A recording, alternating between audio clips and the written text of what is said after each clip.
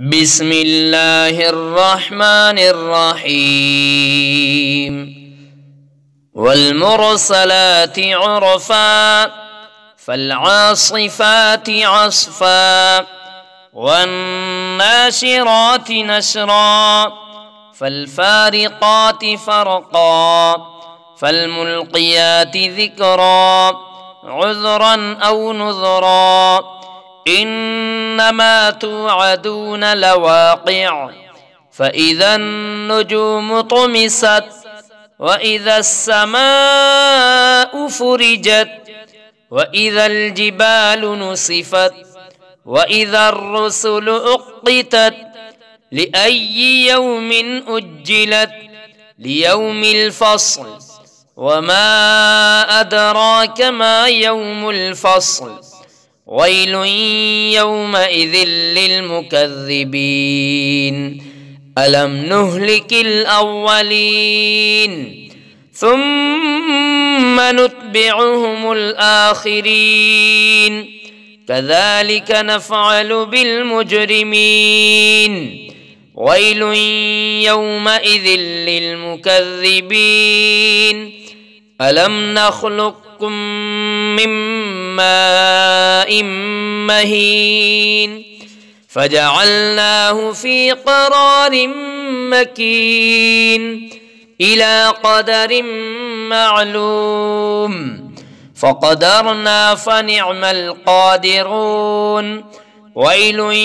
يومئذ للمكذبين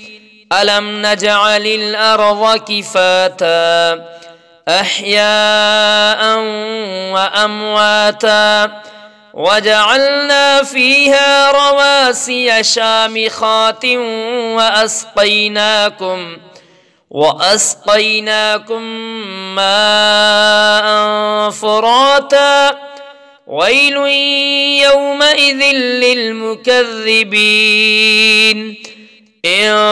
انطلقوا إلى ما كنتم به تكذبون انطلقوا إلى ظل ذي 3 شعب لا ظليل ولا يغني من اللهب إنها ترمي بشرر كالقصر كأنه جمالة صفر ويل يومئذ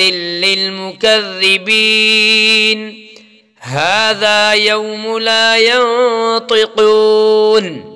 ولا يؤذن لهم فيعتذرون ويل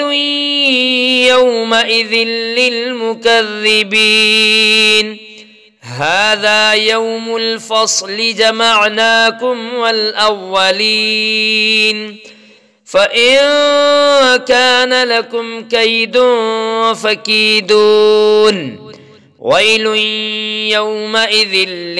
للمكذبين إن المتقين في ظلال وعيون وفواكه مما يشتهون كلوا واشربوا هنيئا بما كنتم تعملون إنا كذلك نجزي المحسنين ويل يومئذ للمكذبين كلوا وتمتعوا قليلا إنكم مجرمون ويل يومئذ للمكذبين